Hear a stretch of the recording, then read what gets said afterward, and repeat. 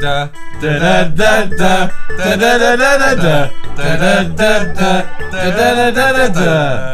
was good. Hi and welcome to the last month show. Wow. That's really good, actually. Thank you. Yeah, we're gonna try and do this. I was filming it last month, this month, and I realized I don't want to do it because all I do is I just complain, and that's not fun. Yeah, world doesn't need more. There's so much of it already. Yeah. There's so much. I mean, in fairness, I think like a lot of last week and last month in general did obviously have those moments where you were more open and more like, not negative, but just like harsher, I guess. That was the appeal. I called it misery porn. Right. People like came on to be like, yeah, but sad. But it was still interspersed with like, you know, happier, sillier moments. And I guess what you just felt that this time around, there were none of those. Well, the thing about last month is I was only picking up the camera to film the interesting things, but not the fun things. So it was just like, oh, I haven't done anything this month, but I am sad, so I'll fucking record that. Wait, you're telling me you just chose to experience the fun things without picking up a camera? What are you? I know. You call yourself a vlogger? But that's partially the truth. Is I kept forgetting to bring the camera to interesting things, and therefore it was just complaining with no reprieve. So I was like, oh, this is bad content. Yeah, I mean, you did well for the Disney one, though. The Disney one was great. Well, the last 2 days of the trip, like, is barely any footage, because You weren't doing anything. Well, we were doing the same stuff over and over again, and also I was just kind of experiencing it. Yeah, that's the thing. I got less miserable as well. I got suckered into it, so I was like having more fun and therefore not filming as much. I mean, that's I had the less thing. to complain about. You just want to experience it without like the obligation to film it too. Yeah. But I think as well, partly the Disney thing, like that's obviously more charged with, you know, more positive stuff happening because you're at a theme park. You know, like there's going to be more interesting shit to go on. But if it's just your day-to-day life, you're not going to bring it out to like us walking to the shops and back, even if something funny were to happen, you know? I mean, that's how Beep Beep and Machine came across, but... Yeah, honestly, yeah. Without, like, having just filmed our trip to Tesco, Beep Beep and Machine wouldn't have existed, so... Talk about what you did this month. What did we all get up to this month? What did we get up to this month? Just find out my question. What did you get up to? I asked you first. Oh, God! What did you do this month, Tom? Something to do with DVDs? Wow, we're going to start with the most boring thing I got up to? Fuck it, why not, man? Let's go for it. So, I was trying to serve you a question, but I had to specify to get you going. He tried to serve, he tried to swerve. So the first thing I got up to this month, or I'm still doing, is I'm killing my DVD collection, but I don't want to throw them away, even though I got some real bad movies. I got Doom. I haven't even watched it. Oh. But I've been taking all my DVDs. I've got like 500 DVDs, and I've been condensing them into these like little books, which is fun. It's very cool. I do like it. This is one of my comedy piles. So what? Oh, you have to reach inside to get the DVD out? No, it's just in here. They're in little sleeves. Yeah, but like you got to still stick your hand all the way in. It's not like a little convenient like That's fine. There's DVD nothing in pocket there. part. I mean, I could flip it over, open it, and then like pull it out. Like there's a. Yeah. I also wanted this to be in a format that I can still lend it to people. I like to believe that I will lend things to people, even though people are garbage and never give shit back. That's just etiquette that's long lost. Do you really think that you're gonna get them back in the same state as you gave them away? Just getting them back at all would be a plus. Put a mousetrap in one. Oh, Big prank, bro. That would be quite noticeable. But yeah, I've got like thin one. There's like only 30 DVDs in here, so it's going to take a lot of these little folders to get the job done. That's fair. So you're doing them by genre?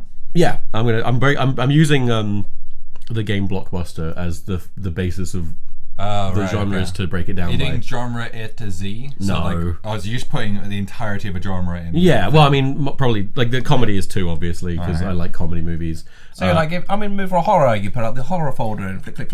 I'll probably fuse horror with fantasy, because they're two genres I'm not that big on, honestly. Okay. Hate high fantasy. Fuck Lord of the Rings. Fuck those elf bitches. But I've also got two folders of just movies I own that I haven't seen yet. Okay. Because I'm a lazy little garbage boy. Elliot, what's something you've been up to last month? I got a dog. A dog. A dog. Tell us everything about the dog.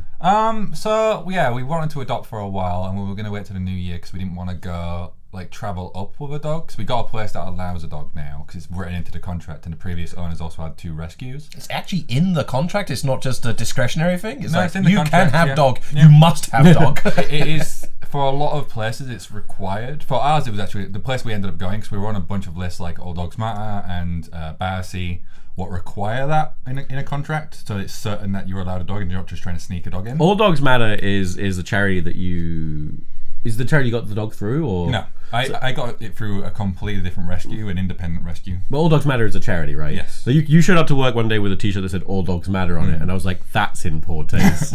You can't. That's not on. That's like the most All Lives Matter response. But it turns out the charity predates like the Black Lives Matter movement. Yeah. And so I was like, oh, phew.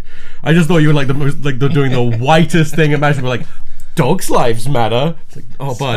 I never considered that, but yeah, it's fair. Yeah, so we've got I'm not going to shout them out necessarily, but it's an independent rescue. What gets it's like essentially all over Europe they collect just dogs.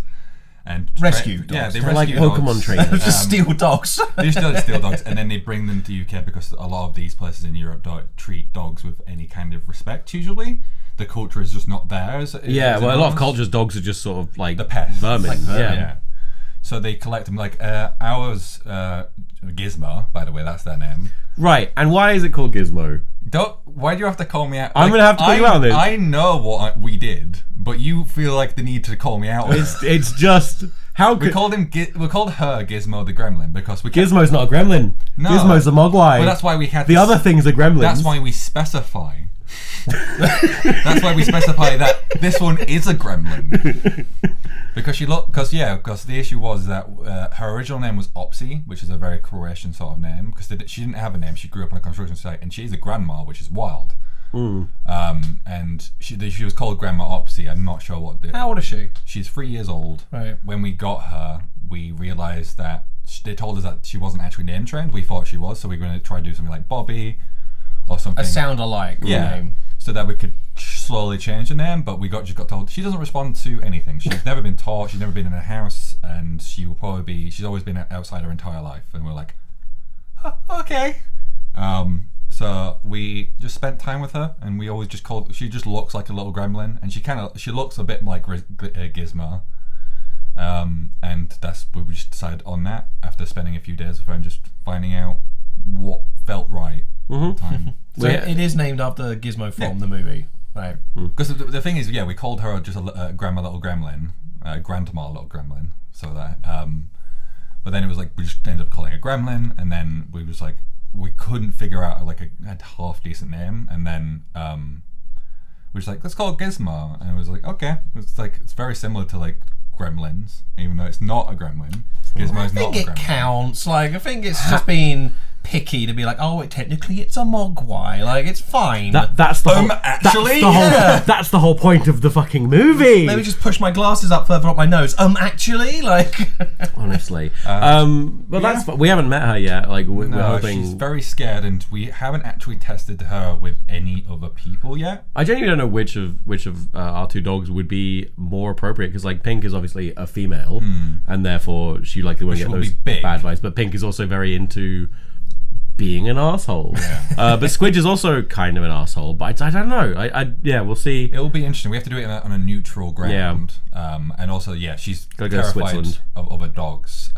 So that is something we're going to work towards. Today she's taking her first trip to the vet, which is going to be fun. So that's the longest walk she's ever been on.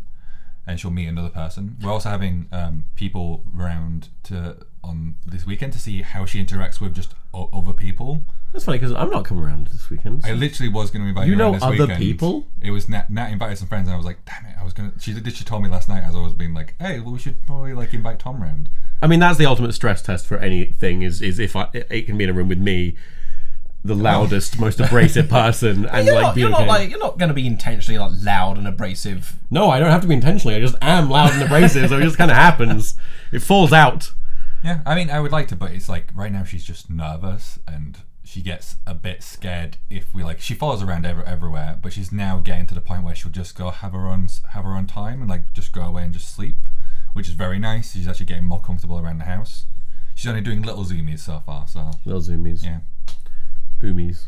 So we'll update on the next one, I guess, the next last month. Can't wait. Going. Yeah. Can't wait. We're filming this on Brexit Day. Oh boy, we what a sure day. are. Yeah, today is the 31st of January. It is Brexit Day here in the UK. And we won't go any further than that. No, my only stance on it is like, I've never wanted to be wrong more in my life. You know, That's fair. I've never wanted the people who I don't agree with to be right more. It's like, please, go ahead. Please be right. Please let us be in line for lots of prosperity and fineness. Please. God. Eddie, what did you do this month? Oh boy. Let's go from Brexit to a higher note. Yeah. So I lost a job this month. Which is begging the question why you're still here. Yeah. It's not this job. So I'm going to try and keep it to broad terms because I am still on very good terms with them, and I don't want to do any name dropping, although it probably won't be hard to figure out. But I've been basically working like 2 jobs over the past year, sharing my time obviously with the Turbo Boys. Hi. And also this other company, and it's been great. Like, it's been a fantastic experience. I've really enjoyed what all the work I've been doing there and stuff. It's still part of the creative field, so it's not like I've had to sort of go to an office job, which is fine, but like I did that for 13 years, and I'm very grateful that I don't have to do that anymore. Basically, I had a short-term contract, and it's now over. There is a hope that it could sort of be back again, but it all depends on like the constant flux of like budgets and money and the shifting sands of where the focus is at any given time. So I am still doing work for them, just like a bit more freelance than before. Hopes are that I would still be back in some proper role, some proper capacity, but basically for now it's I'm down to the one job.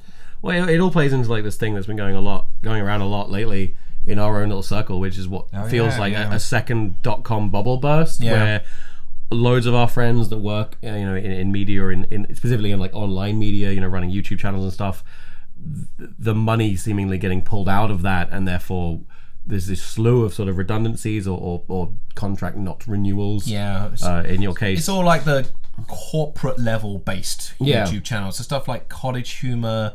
That's in the States, yeah.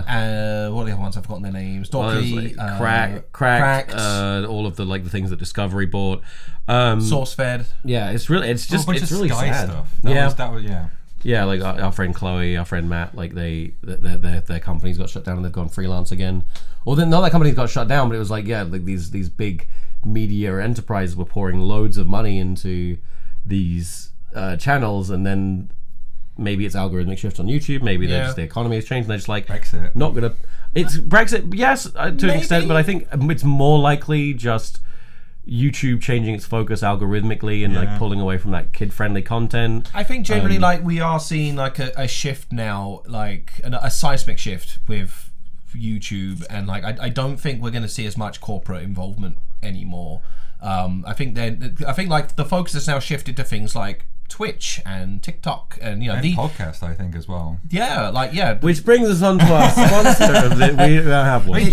They've now become like, I think that's where the money's gone. I think that's where the company, maybe YouTube was a trend for these corporations, and now they're going to the next one rather than like continuing to invest in like developing talent and quality shows or whatever. It's now just like, well, we tried that. Now we're gonna point over here instead. I'll miss them. Scarier landscape now.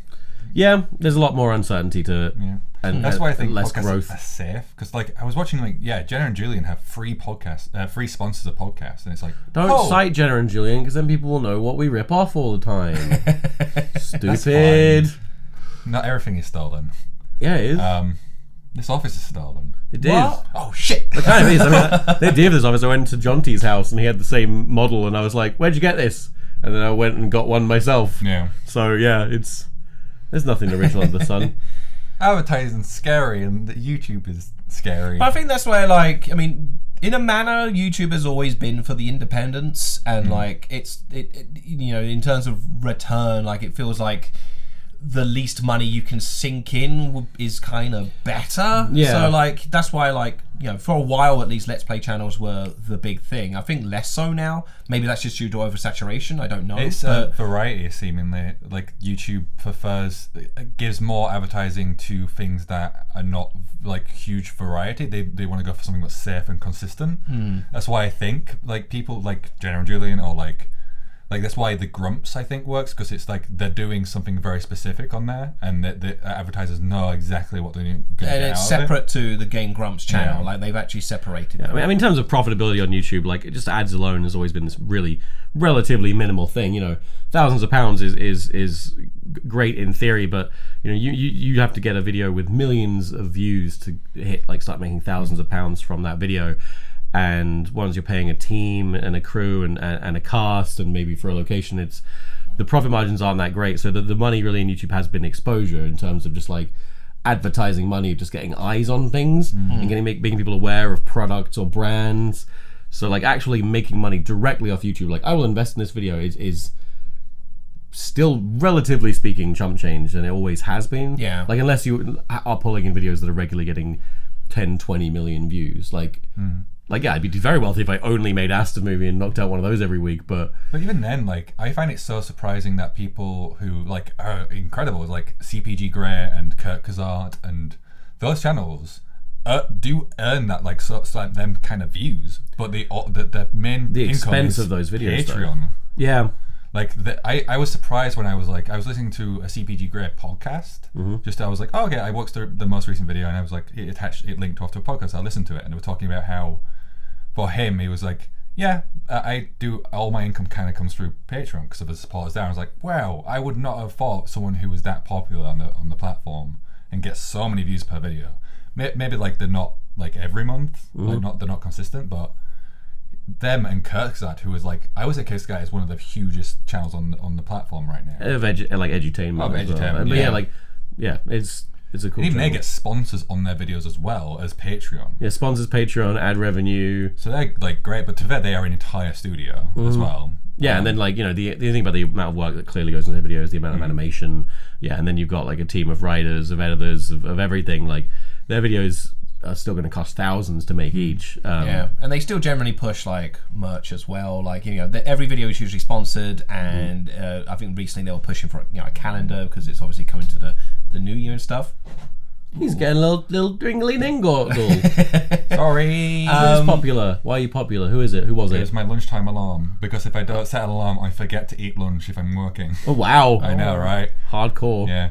I don't have that problem. I saw that they did a calendar. Yeah, so like it's never just the videos, despite how well the videos do. There's usually a supplementary source of income because YouTube isn't enough. Like, yeah, there's usually still something else happening. Unless you're so lo-fi that like you can get 1 million views from just essentially a sketch you filmed on your mobile phone, which is an appeal and a genre in itself. Which is what things used to be like for me, like at the turn of last decade. Like it was crazy. I was putting maybe 200, 300 pounds into a video, and then it would go and get like 5 million views, and that's like relatively like something. Maybe I'm getting 5,000 pounds of a video that I've invested maybe 500 pounds into. That is a crazy like difference. And then it got to, and then maybe like 6 years ago it got to this point where suddenly now the videos were costing £1,000 and then making £1,000, and then so it's like, oh, that's expensive. And then you go into most recent videos like Bible Time, and that Bible Time shoot cost about $8,000, and both those videos combined maybe made back 2. So it is just doing it. It's going back to doing it for the love of it, but it's not only makes less money, but it costs so much more money because you don't get to now go. I don't now get to go to the professionals I've worked with and go like, I make less money now. Can you be cheaper? They're like, no. Whereas it used to be like that, where it was like, we're all poor, want to work together, and they were like, yeah. But then word got out that I was making a profit. It's ruined everything. I guess like the only solution to that is either make it less expensive, make it more lo-fi, or find newer talent now willing to not work for exposure essentially, but work for a less amount, but just to get the experience out of it. Yeah. But yeah, I mean, I guess we also just should work more on merch, or like there's many a solution that there's not. Yeah. Speaking of merch, Elliot, I got you a Christmas present. Whoa, it's merch? You bought me Asta Movie merch. No. You nearly said kind of. So this is a Christmas present that Tom got for Elliot, which didn't arrive in time for Christmas. It only arrived about 3 days ago. Tell the story. Okay. So I ordered Elliot a Christmas present. And it was all, I always ordered it too late. I'm a piece of shit, and it was set to arrive on January 7th, and it did. We've got a lovely little box, and I opened it, and it was for an anti-fascist punk street team. Hell yeah. Under the name of Turbo Jürgen. There was a street team for a Norwegian punk band, and it was what? And I could kind of instantly figure out what they'd done, which was they'd seen Turbo because I'd ordered it under Turbo Punch, and they'd gone that's the same thing, boop. And it very quickly it's kind of become clear that they never even processed my order. They only did that one because it took another 3 weeks for it to arrive. And yeah, but here is your Christmas present, boop. Oh, amazing! It's a bag. It's a bag of heart. Yes. Of heart things. I forgot the name of the character every step of the way. Are you working with Dorina? I did. I messaged Dorina. I got her to do it. She did a bunch of faces. I was going to just get one out. Yeah. I was going to get more characters, but it's going to be hell on the microphone. Oh yeah. But it was only. I'll just put a picture on screen. It was only. Well, you get one out. Look at it. I don't want to rumble the bag. Oh my god! Just okay. Just do it. Hooray! It was only cost effective to get one design. I'm very sad, but you have 100 of them now, which you are free to do with. I was going to do these. Yeah. So I'm glad. As you wish. Maybe bring them to an MCM or something. And So I'm actually talking to a pin company right now. Because what better gift than the gift of capitalism? Yeah. Now you can sell it. It's what you dingle.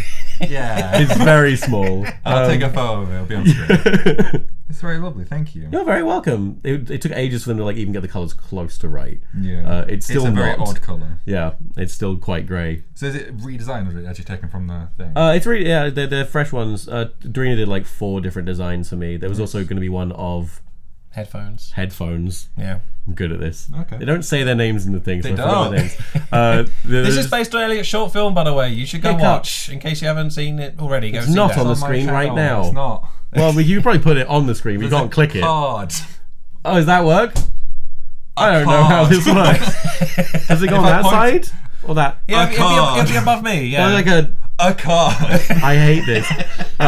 So yeah, speaking of Christmas presents, I want to show you all the Christmas presents Eddie got me this year, which is lovely. Which is Muffin Time. I guess we have to explain this as well. Well, this is just when we were first pitching the card game Muffin Time that we've done, I wanted it to be a round box. I wanted it specifically to be a box that would go like this. And then we could do an ad where it's boy, come back here. Get your game, it's going to be really, oh shit. And I wanted it to be the most fucky thing, but they were no, you can't have a round box. They were it was a proper sit down meeting, please. Yeah, I was that serious. I was no. Please. They're haha, you funny. And I'm I want the round box. It was my biggest condition when coming on the project, and I did finally fold. I guess if you to get the outcome you want, you might need a little heavy weight. Maybe it's constantly rolls. Yeah. Like a gyro. Always falling over. But yeah, so this was a nice thing, and inside we have the. So I made this for Tom. We have the first ever alpha deck as well, which was the version we were testing when we first ever printed the game, which is just it has screenshots from Astov movie and all everything's different. There's nothing. Oh, it's also called Random. The game was originally called Random, but we couldn't copyright Random because it was one word. Yeah. What are we, the Fine Bros? Ha ha ha ha ha. They seem like quite nice dudes in real life. Yeah. You just made a bad choice. They sure did. Sure they did. Yeah, they did. Well, on the topic of Muffin Time. Oh boy, yeah, why not? Segue. Segui. What was that? Was it segue? That was my segue dance. Yeah. It sure was. Anyway, I'm just gonna get it out. Here we go. Oh, it's Muffin Time. There it is. We have the first full ass approvals of the game. There it is. The game that we made, of which 25,000 copies sold on Kickstarter. This is one of the final approval things before they go away and actually print all of them. So again, hopefully they should be arriving with people around April way. That's the retail one, and that's the Kickstarter one. Yes. So yeah, here is our little box. It is a square box, a nice perfect cube. That was the compromise. We're you can't have a sphere. Or a cylinder, but you can't have a cube. A sphere was one of the pitches. I was fuck it, give me a ball. An unlock orb. Oh, that would be great though. Score a goal with your copy of Muffin Time. Inside you get a little custom big potato, Look at his little but in Astov style, which is really nice. And the rules. The rule sheet, all specifically made with original art. Ooh. Yeah. We have this little placeholder that's saying, "Hey, you could get the rainbow pack and the muffin pack." Nope, the other one, pie flavor. Christ. But then you have the game. So this is what the actual game looks like. It's 120 cards. The intended game, I guess, is 200 cards. But we wanted to make a version of the game that was affordable. Yeah. I still don't know how much this is going to go into retail for. I can't make promises. Like, the hope we have was an like estimate, £15. Yeah. Because to have all 200 cards, it would jump up to like £25. Yeah. And we wanted to be, we'd rather be like, you can buy this cheaper version of the game, and if you enjoy it, you can extend it on it. Yeah. then you can get more. So let's Hear jump that film. right into. Everybody quiet. People love the noise. Okay. Well, Did they like that noise? Is that what they want? Is it? So, oh geez. So yeah, here's the 200 cards. They're like this nice like linen. Yeah, kind they are of. linen. Yeah. Not like actual paper. They're strong cards. They're very fun. Not like papery. And every copy of the game comes with a shiny. Here's the Muffin Time card. Weirdly enough, this is the shiny one. Yeah. It's just pretty. We're still like ironing out the kinks with the holographic cards, but this is kind of what we're hoping they're going to look like. Yeah, the grey will be slightly a bit darker because I don't know if it'll show up on camera, but the greys are kind of dissipated a bit. Yeah. Also, every retail one comes with a shiny Muffin Time. Yeah, that's like this is the bog standard, and then here's all the cards. Oh my god, there's Yummy. 119 other cards and one shiny, and that's quite nice. And then you play it, and you just do that. That's what you do. Okay, that's the whole thing. But what are we missing out on? Rainbows. That's first. right, rainbow pack. Oh boy, you do the other one. I'm doing the other one. Listen to the nice. People like that. Yeah. That was a noise. Technically They true. look like Tom choking on the plastic. They might. I've got some fans. So I don't know how much these are going to retail for. Like, obviously, the hope is that they'll be like £5 each. So again, it just hits that. So it's our way to make it as like affordable as possible. Yeah. So each of these comes with 40 cards, including a shiny of the front of the titular. box. The titular shiny. So that's pie flavor. This is rainbows. They all more look not like final art. These are that is final art. It's just like final art, but the shinies are a bit not wrong. final shiny so design. we'll move them quickly so people can't get a fixed idea on. And then so a bunch of cards. Nice extra ones. So that's like, I think the truest version of the game is when you have these. You take this out, and then all you do is you bip and you bop, you pop bippity them in. boppity boobies, and that is the whole game. And that's it. That's hopefully That's the experience. full retail experience. So when the actual game comes out, I think that these will be available on Amazon, because hopefully. Jeff Bezos needs more money. He does. He doesn't got enough money. He came knocking to my door being like, "Can I lend a $5?" And I was like, "You're Jeff Bezos, mate. Yeah. Go sell a book." Go back to your roots. So that's that. Let's put these. But now let's talk about the Kickstarter exclusive. So if you got the game on Kickstarter, specifically if you got like the bestesty ones, I forget exactly who got what. First, most people got the bestest little one. thank you card that we had. Just like, thank you for making the game, and that's lovely. Yeah. And you can just fold this up and shove it up your butt. Yeah, you can do if that. you want. I don't know why I keep trying to put it over there. The playmat. So the way the playmat works is you literally put the fucking cards on it. You got a draw pile and a discard pile. So as you're playing the game, you're like, I did this, I did that, now it's there. And magic. Boom, done. A muffin. He sits, doesn't he? He does a little sit. I hope this doesn't go full Tesla demo. Oh no. Oh god. Remember with the label. Oh jeez. This is little tail. Oh no. You can do it, little one. I believe in you. No. Yay! He's a bit like. He's getting there. He's fun. And these cards. Extra shinies. Oh, there's a pin as well, but there is a pin somewhere. It's somewhere. It's on the floor. There's a little Muffin Time pin. But Kickstarter exclusive, there were a selection of the base deck cards, which are now shiny variants, and this is Kickstarter exclusive. There is a however though. Yes. Oh yes. So this is something that we didn't quite like. It was explained to me, but it just didn't sink in. Which is that they can't change what the base deck is, so it couldn't be like, okay, the people who get it on Kickstarter now get the cards as shiny, so you get the cards as non-shiny, but you also get the cards as shiny. So it has to be the same deck across the board. All 25,000 people ideally have to go through their deck and pull out the non-shinies and replace them with the shinies. Or you can play a wild game where you have double of these cards. Yeah, I mean they'll just Don't be like, do that. It'll unbalance it. I think it's like I think it'll make that there be 12. Yeah, there'll be 11 extra like doubles of cards. So ideally, you remove those. Once again, fold them up, pop them up your butt, or don't. But it's the storage solution for this generation. yeah, it's not an ideal solution, but it is how it is. But there was also there are the Tomska sketch exclusive. So and it's just like I think that's 10 cards based off the most popular Tomska so we got videos. Baby with a Gun, the whole Meanwhile, Sniper Pug, Reject. So like that, yeah, we have a selection of classic sketches into cards and these, in Astaf style, and these are never going to go on sale. These are 100% purely for Kickstarter exclusive.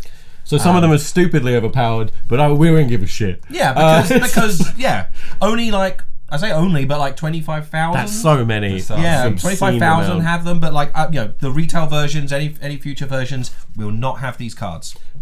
Similarly, they also won't have the Astaf 12 cards as well. Astaf 12. So we made have a new shiny. It's the Gunman.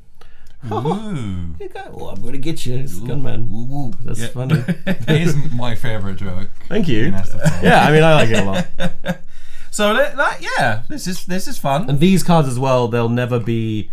Again, this is another thing that was explained to me at the time, but it didn't quite go in. We can change them slightly so they're not the thing is, we'll bring it to you eventually. Yeah, there'll be a version of the Astaf 12 cards in a future booster pack, hopefully, but not these exact versions. Well, by the time this game is out, there's probably going to be Astaf 13 as well, so it'll be like, we'd be ready for a new booster pack, and it's just... The point is that these were promoted as a Kickstarter exclusive, so we cannot technically we can't technically then sell them, so we would we just need to do them again.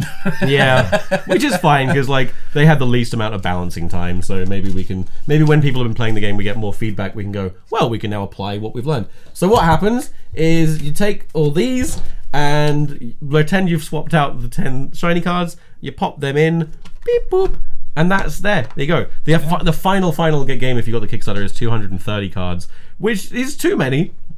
I'll be the first to admit that will be many cards. That will be just there. To I guess preempt questions. If you sleeve the cards, it's gonna the box isn't big enough for sleeved cards. I mean, I guess if you pop out that plastic trough. Yeah, because there's a little tray in here that of which this can come out and you can store things in here. Yeah. You don't want to get rid of these? Boom, that box is in there now. That will not fit. Yes, it's in there. So maybe if you took that out, you could fit the sleeved in, but it's not designed for sleeved cards. It's not, no. And you just have to basically. It just seems unnecessary. But I get, what we want you to break the cards, then you have to buy the game again. I mean, I'm surprised at the number of people who I mean, obviously, this is more like dedicated hardcore like card players. So like sleeving is like second nature. So it's just something we had never thought of. Do people sleeve Uno cards? Professional Uno players do. That can't be a thing. They're called Uno-wers. You're lying. How dare you? Yeah, so that's I think that's everything about Muffin Time at the moment. It's going fine. Yeah. I think the last thing that's going to happen is we're waiting on some final photos from China to fix the shinies. Yeah, like here's how we've changed the shinies, and then we go great, cool, and hopefully they'll be okay by then, and they'll send out the game. Yeah, we've had like a lot of delays on. Like obviously a big part of being a good professional person is you don't go, that's their fault, but like a lot of the delays for the past month or nearly 2 months now have been just hold-ups in China, which is understandable. Like Hong Kong was going through like a lot of political turmoil, and now they have the coronavirus and they had their Lunar New Year, so like they've been busy up in China, so I have sympathy. But this is Muffin Time. Everything on this table is pretty much Muffin Time besides the muffin that's already fallen off. Yeah, I threw it at you. It was great. Can you add a funny sound to it? So I think we're still aiming for April for Kickstarters, and then a point soon after. There's still we have no release date for the retail version, but it will be soon after. I imagine they're being made like together at the same time, retail and Kickstarter. So Right? Or am I making that one up? I think so. I might have made that up, but regardless, it will be soon after. I mean, they'll make the Kickstarter ones first. Yes, assumedly. that's priority. But like the Kickstarter ones will be the shiny ones because every Kickstarter will be shiny, right? It's every the most Kickstarter base box one comes as shiny. So these regular ones will be the ones that. Well, unless you could have bought literally the retail edition on the Kickstarter.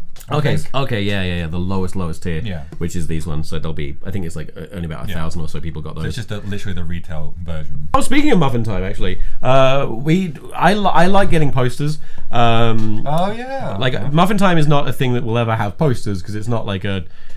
The merch is the game. The game is merch, so you don't need to have merch for it. But I like having posters to celebrate things that I'm proud of. So I got our friend Matt Lay, who did the box art, to do a little poster for Muffin Time in the style of like an old-timey 60s it looks so cool. catalog ad. I also put it on the screen so because you can see all the it's a bit detail on blurry it here right now. But it's made to look like an old piece of paper and stuff. I also got him to do an Art is Dead poster as well. He was like, I'm unemployed, and I was like, great, do these. I'm so glad you're unemployed. These are really fun, and these I've printed 6 of these, and those will be the only 6 I ever print. And they are for the team. I guess have you never showed the wall? This wall over here. Well, I think showing off the office is one of the things that people want us to do in this video. So in this specific video. Yeah. Okay. Something that a lot of people have been asking is our new office. We are obviously in a new office now. We have been in it for 6 months or so now. Yeah. Oh God, it doesn't feel like that. But you haven't seen this at all. Last time you saw, we're in a different office completely. But the background looks very similar by design, so to create a sense of continuity. But yeah, we're in a new office. It's a studio in my garden, which I built sort of as a pseudo contingency. I think when I first got this house, I was like, I want to build a studio so I have a place to work and separate work from home, and also maybe a gym. Next, it was a gym, then it was an art studio. It became well because as soon as I moved in, I built this, and then it was like, oh wait, we have an office. So we ended up getting the office that we were in for like 5 or so years. So it just like became just an unused gym, and then it became Charlie's art studio. And now I've reclaimed it, and it serves its function perfectly because there's only 3 of us. I've never wanted to like scale up this company, get more employees or anything. Like it is, I am so fine with it being this way. Also, just like to the people who've been messaging me about work experience, no, because it is his house. So no. We might actually have a new work experience student, but it's someone we already know. Like it's someone we've worked with before. Yeah, just because it's just pure nepotism. Yeah, it is just like, oh, we know you. It's not what you know, it's who you know. Yeah, big time, and it is I guess ultimately more of a just like favor / like we're bringing someone in to be like, hey, let's show you the what we have to offer. So it's flattering that we would be considered for it, that we could impart any sort of professionalism on anyone. Although the last time we had a work experience student, it was a very tense week of like, guys, don't say come. Do not say come. And then she's just hopping on Twitter tweeting about come, and I'm like, what? Come on. Off her own accord and no influence from us. That was nothing to do with me. Not even encouraged once. No, really. We were just like, although she was there. Saints. Although she was in the room when I filmed the video with Jacob Truman, That's Gay, which is explicitly sexual. She was also in the room when we recorded the VTs, the Content Olympics. Oh yeah. She was also part of her job was to subtitle the 10 of the most viewed contents, which are very dog fucking and cum heavy. So it's like, even if she weren't there for it happening live, did she have to do the Porn Max one? No. Okay, good. No. Cool. I hope no. I mean, not that anything visuals on the screen, but still just words no. Yeah. There are some visual things. They're censored, but they're still there. I really want to do a sequel to that video. I really want to do Dirty Mags with the Lads 2 with some Americans, because like obviously for us it was like, oh gross, but like there's something about that British grottiness in those magazines that these Americans will never have been exposed to. Yeah, the wording of certain things. That was what was always the focus of that video, was how grotty and British it was, because like because they're stock photos, they're stock porn photos, and then with captions written by old British boomers. Yeah. And that's just what makes it like, I love being fucked up my bumhole, and it's like, oh crikey. And I want to expose an American who's going to be used to porn that's like, hi, my name's Stacy and I'm young and nubile. I like to have fun. And then it's just like, oh Deborah, I want you to fuck me up, me shitter. And there's gotta be. I want to break an American. I really want to do it with Gus Johnson and Eddie Burback. That would be great. But I would settle for there's plenty of people I could just ruin. Like Anthony Padilla's here for you got close with Rhett and VidCon. Link. I wouldn't do that to Rhett and Link. You got close though in that video. I joke about it. Yeah, I pull out vintage 60s. But back on tangent, Office. Let's cut to Tom for the full Office tour. Ooh. All right. Well, so first of all, here's the old vlog wall setup, full of lovely posters and things. You got the gun wall, naturally. Yeah, there's a dildo up there. You got little Matthew Perry. He's hanging out. All of our stuff and things. Over here, you got mine and Eddie's desks with the wall of posters hanging out there. Our achievements. Around here, you've just got a window with a little suction cup man. He's hanging out. He's having a good time. Eddie's in the corner. There he is. This is a pinboard, and behind this is where we keep all the equipment when we're not using it. We got a gold plaque there. We got a gold plaque there. We got 2 silver plaques there. Oh, that's nice. And hopefully when we finally get that that gold vinyl, it'll go here or something. Sorry, Matthew, but you're probably going to have to move. Yeah.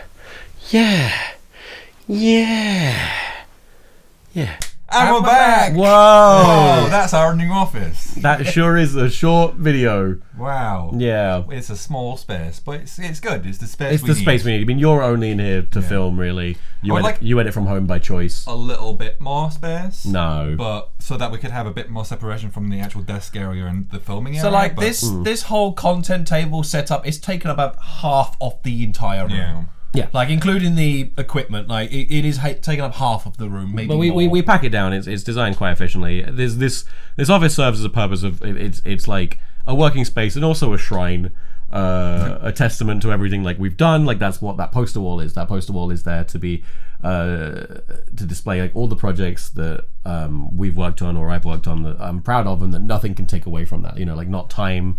Or anything can change the fact that those have happened. There's a couple more I want to make. Like I want to make a cake bomb poster to commemorate that period of my life, and if we do any more impressive projects, down the line, like say if this kicks off and we do a bunch of these, then that's something that we get a poster as well. When are you gonna do complete history or?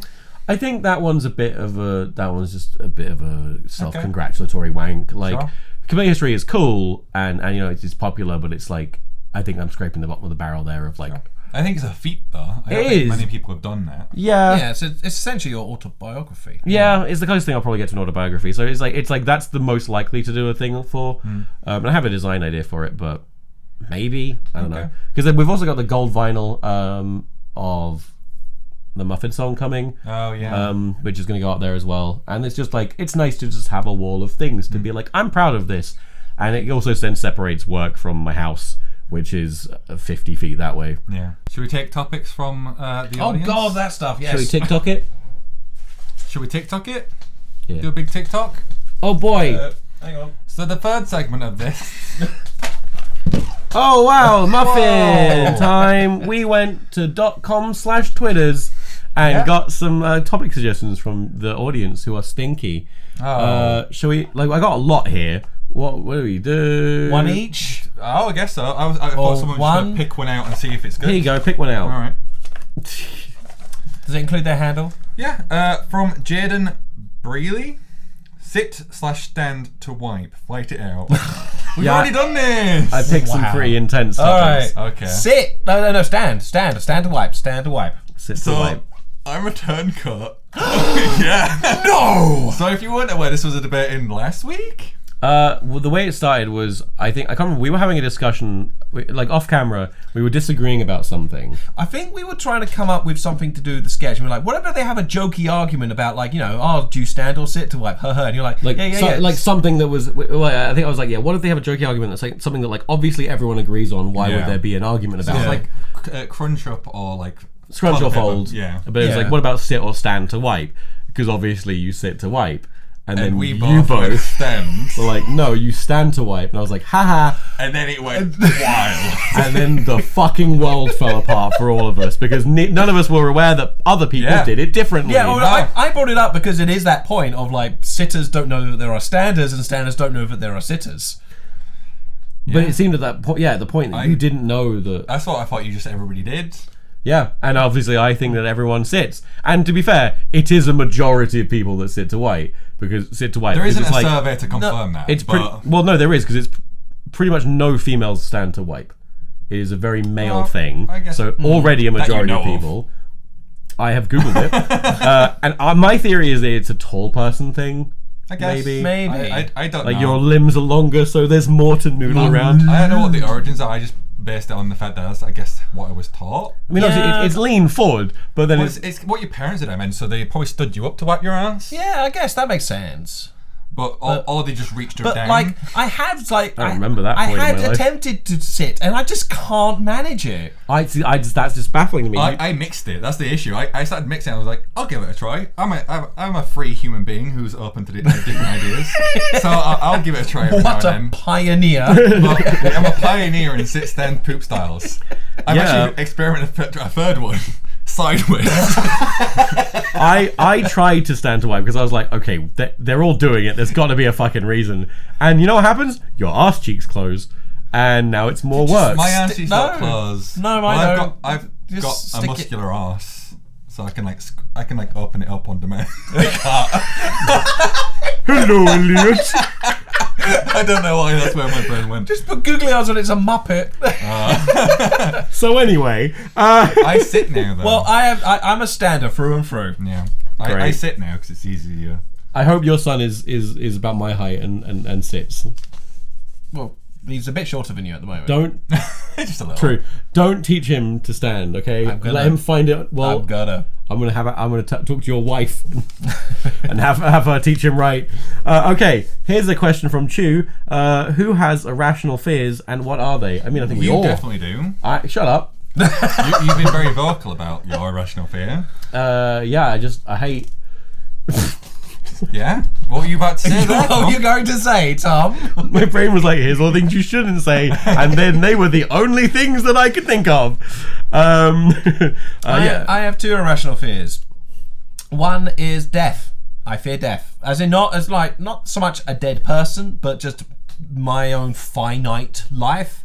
I find that so paralyzingly scary that sometimes I can just get into a state of just like a mild panic attack if I dwell on the notion too much, of just like kind of, because I don't believe in an afterlife, so to me death's the end, it's final, and the notion that everything will just carry on without me is horrible to my core. And mine is almost, it's irrational, I guess, to be afraid of it because it's definitely going to happen. It's so like, I mean, you can't fight it, so what's there to be scared of? But like, that's the very reason I'm scared of it. And that's incredibly similar to mine, which is I have the fear of the concept of eternity, which is that like everything is forever and always has been and always will be. And then in relation to me, one day I will die and not be alive, and that will still happen for absolutely ever.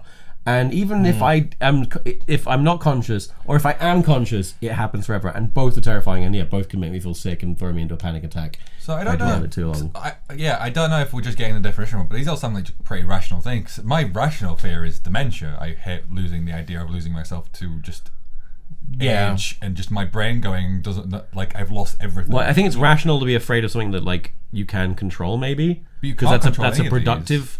Well, I guess but dementia just happens to you. You die twice, you lose yourself once, and then. But my irrational fear is bees and wasps. Yeah, you're terrified of them. I thought that was an allergy thing. I always understood that was an allergy. I am also, but I know people who are the allergic worst to bees. reaction is to flail and run away. I know people who are allergic to bees and go, oh shit, but I'm just like. I hear a buzz. It and is I a run. lot. My second fear is beetles. The band? Yeah. I absolutely hate them. Like there was once I was in my friend's back garden, and I was climbing because they had a big apple tree, so I was climbing up the tree, and then like a massive stag beetle that took up like the length of my child hand, just like landed on my hand, and I was so. Oh, that's what a hand is. Yeah, I realised I was off camera. It was so terrifying. I fell out the tree. So I've just been like, if I see a beetle like on the floor, like you don't really see stag beetles commonly, really. But like if I were to, I would like walk across the road. You know? I wouldn't say that's irrational. I think that's just like kind of it's not going to do anything. Icky natural response to maybe as a human to be like, ooh, a thing that doesn't look like me. Don't like that. Yeah. I don't know. I think that is more irrational than death. Fuck you. I would say if people told me they were afraid of death, I'd be like, you didn't even talk about your mascot one. I guess people already know that. Oh yeah, I guess it's not so much a fear. It's just like an extreme discomfort of people in people pretending to be a character. Like, and it extends even to actors. Like anyone who doesn't break character, anyone in character, anyone pretending to be something they're not. See, I've always theorized that this is like your like kind of. Not obsession, but like you've always been like extremely conscious about authenticity. That's why you've always like preferred to be so frank and open about all sorts of topics. So the fact that you have these people who epitomize fake, who like they are a character, they are not acting like their real self. This is a person putting on a character for entertainment or whatever. You find that so disturbing that it breaks something in me and like genuinely. And I say this with no sort of intended insensitivity. It seems like. It seems to be very the trait that you may find on the spectrum, right? On the autism spectrum, in that like there's just something, and I can't put words to it, and I can't explain it, and I'd be very interested to know like it, because I've had a lot of other people say like they feel the same way, but they've also all been on the spectrum, and as far as I'm aware, I'm not. So it's I don't know.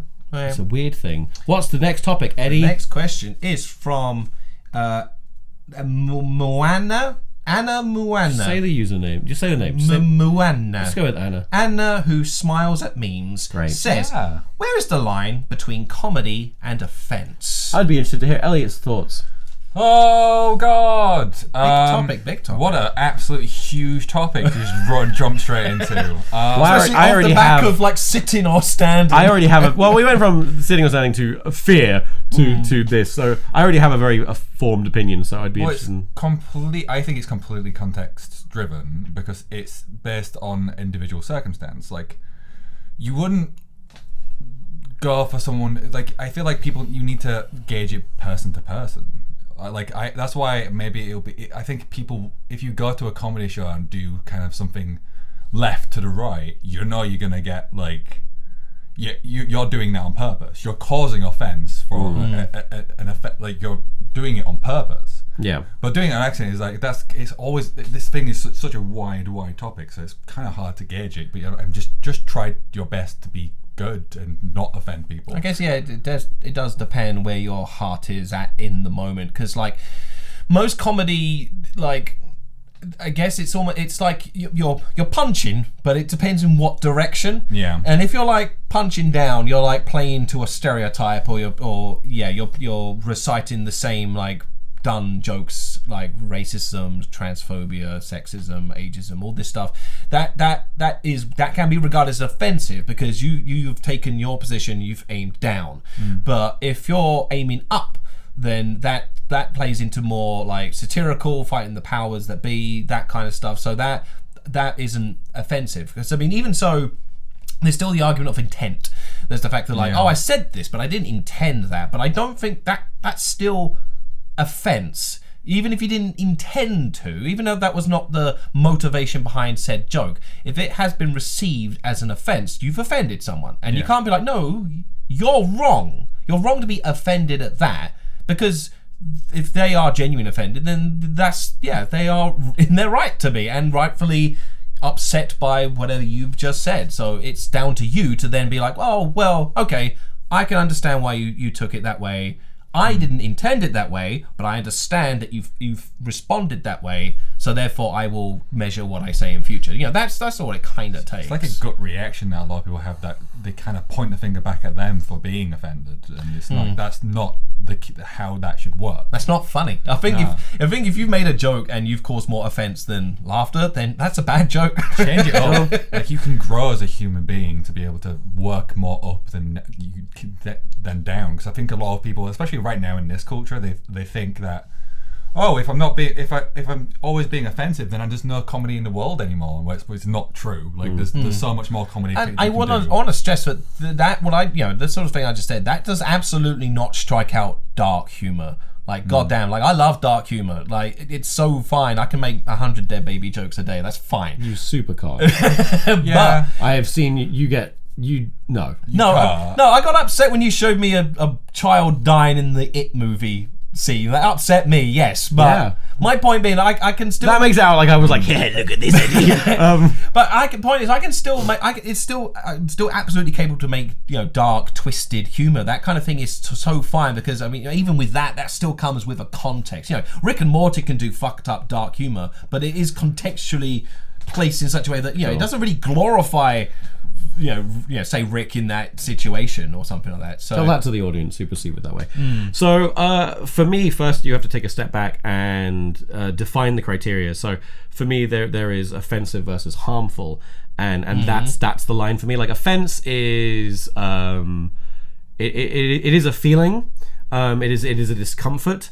But it is ultimately a harmless feeling. Like if one of you guys make a fat joke to me, or my friends does it, I'm like, because I know that you we're friends, I'm like, haha, that is offensive, but it is still funny. Okay, that's fair. I wouldn't have made such a distinction between offense and harm, but that is fair. Whereas if someone is trying to hurt me, and they are making you could also make a fat joke that is going to have a more knock-on effect that is going to maybe hurt me and hurt others. So it's like if I'm going to make a fat joke, I'm going to make it at my own expense, because then that's just that the humor there is I'm making a gag at me. Whereas if I just made a general fat joke, what it could have is the harmful effect of then being soaked up by my audience and by impressionable people, and then they can repeat it, and it can have a negative impact on the world. And I think that's the line. Like, yes, there is stuff about like punching up and punching down, but in terms of like harmful, I think I can't remember the exact criteria I used, but it's like, what's this going to do to the playground? Like, what is a kid going to do when they hear this joke? If they repeat it, what is the knock-on effect? I look at a lot of the South Park humor for that, where it's like, that had it was never supposed to be watched by kids, but obviously it was made and designed, and like they know it's watched by kids, and therefore I feel like there does come a bit of a responsibility with that, which was ignored. Not that it's entirely their job; it's a whole complicated issue. But like, speaking in terms of like what did happen with a lot of the jokes South Park made, like haha Kyle, your mum's a Jew jokes, or gingers don't have souls, is that did get taken by kids to the playground, quoted, turned into bullying, which then had a harmful effect. And in the context of the show, it was just like characters being offensive, and that was fine, but it then had a harmful effect. And then it brings on this whole debate of, is it the responsibility of the creator or the comedian to plan out every contingency of where their joke's going to go, which is irrational to have to, which it's not. But then there is a degree of responsibility when you know exactly where your jokes are going, and to maybe think a bit more carefully. Like, I try to not do jokes that are imitatable, or if I think they don't, just like, I mean, I even like, one of the things that really like changed my perspective on it is like what I thought was a harmless joke, like do the flop. He says do the flop and he falls over, and then within a week I was seeing hundreds of videos on YouTube of kids like as young as 2 or 3 going you flop and then falling over, and it's like holy shit, like it just takes one of these fucking kids to just like brain themselves on a coffee table, and then my work has ultimately, inadvertently or not, wound up in a dead kid, and that is my legacy, and that's something that like I worry about. But I'm also crazy and overanalyze everything, so it's hard to say. But for me, it's about offensive is just like it's makes someone uncomfortable, but or challenges them or something. But harmful causes harm, and I feel like I've explained this better in another video, but that's my thought. Yeah, that's extremely valid. I don't think a lot of people have that actual 1 and 0 definition now. I think a lot of people. Well, I've been forced to like form this opinion as I've had to be introspective and like plan how I want what I want my legacy to be. But that's the other thing. Like, I think you're saying about it's no one. It's not black and white. It's so morally grey. The fact is, like, just as a society, we are constantly changing and evolving with like stuff we become more or less aware of. Like, especially in like recent years, there's been more of the greater awareness of like the Me Too movement and stuff like that. So we've seen like this sort of shift away from like so many, well, in some cases not really, but like, a shift, toward, you're not doing those sort of misogynistic jokes, because it's like, well, we've now seen how that's been played out and it's not funny anymore. So let's now let's find like a new target now. Well, it's a mixture of, not only are we trying not to be as offensive, but it's also like, we've now heard these jokes. Like I don't think there are that many transgender people that are truly offended and hurt by, well, I identify as bleh jokes. It's just so sincerely not funny. It's done so many times. That now. Joke again. Yeah. Oh, well done. Haha. There are trans people out there who will hear a good trans joke and go, ho ho, hearty chuckle, or chortle even. Whereas you just have to find the right joke. You can do jokes about a topic or about a thing that aren't at the expense of that person. Yeah. And that's based on the audience you're playing it to, for sure. But it's a very, very complicated thing, and I'm sure there'll be a heated discussion in the comments. But I'm sure it will be a respectful discussion because it's about lines of where does responsibility fall and I think it's just going with an open mind and an open heart. Like if you're you can still do the edgy jokes and the dark humor stuff, but just know where it's coming from and know where it's going to. Because my issue with that is that when it in my mind, and I guess it is different for every single person, when I think of edgy and dark, those have an intent that is usually not a good intent. Those intents are to usually try and shock but shock and offense are pretty much one and one, really. You're trying to shock people because they're offended. That is kind of how that goes down. So because dark humor has a lot of topics in there. If you go, dark humor is okay, there's certain things that people consider dark humor that are definitely not okay to joke about. Well, I think that depends on the audience. I think I said this in one video where it's like, there's dead baby jokes, and then there's doing dead baby jokes at someone who's got a dead baby. Yeah. And those are two very different jokes. Yeah. You just got to be aware that will offend. That doesn't fall onto the offense and harmful stuff. Like your examples you were citing, like part of that leads into people who make fat jokes at you for the intention of harming you. I don't think I've not seen those sort of people who are making a fat joke at you and expect you to go ha ha laugh chortle. I love a good fat joke at my expense. There was my favorite fat joke that anyone's ever said at me. Which was on in a context in which it was trying to be mean and hurtful, but the joke was so fucking funny that it just it's really stuck with me. And it was like someone saying making fun of him for being fat is low hanging fruit, but maybe if he had some more of that, he wouldn't be this way now. And just the fucking structure of that joke was so good, and that I was just like, fair play. That's good. Really, the joke is just twisting a convention, twisting a saying. Which is how I approach most Aston movie jokes. I'm like, here's a common saying, I'm going to twist it, and now that's funny. But it's just, I loved it. It was good. It was good shit. Anyway, we could go on for hours, and we can end up tripping over ourselves. So long. We super duper have. So that was the last week's show. Yeah, I think that's enough talking for today. Last month's show. Yeah. I don't know what this edit's going to look like. I don't know. We've recorded for reference for about, I'd say, an hour and 45 minutes. Had a good chat. Had a nice natter. I hope you got on with your housework or something while you listened to this. You got something productive done. This certainly was more of an audio treat than a visual feast. Because that's what these kind of things are for, right? Like when people watch this kind of stuff, is they're not paying full audio-visual attention to it, which is what. Yeah. Oh. Yeah. Yeah. Speaking of good audio, I just watch this sort of stuff in the morning or when I'm eating usually. Yeah. Like when we make content, I make it because I make it to be watched. Yeah. I want it to be consumed. I want it to take your full attention, which is I usually try to keep things. I want it to be 10 to 15 minutes long, so you can give it your full attention, and it doesn't overstay its welcome. But with this, it's something that people can just listen to. That's why we're trying to use a nicer microphone. Yeah. And just ramble. And if it's interesting, we'll do more. And if not, no hard feelings. Maybe we'll try something else later. But it was worth a shot. Let us know. Yeah. Right. Thank you for coming by. I live here. Thank you guys for coming here. No one needs to be thanked. You're paid to be here. Thank you. Thank you very much. For you for coming. Yeah. Here. Thanks for coming. Goodbye. See you last month. Oh wait. sign off catchphrase. Yeah. Oh, do we need to do an end card? End card. Okay. Wow, now we're in an end card, I guess. This is the end of the video. There's some videos on the screen, probably. Is there fan art? No, fuck that. Alright, no fan art. Maybe some fan art in the future. We'll do fan arts in contents. That'll stay there. Sure. We don't have much fan art. We're running out. You'd think that more people would do it, given that we're like, hey, we're showing fan art. Nope, hasn't increased at all. It just needs to go a bit longer, maybe. Maybe. It feels like sad if you have to ask for it, though. Yeah. Please send us fan art. See you last month. Bye. Maybe.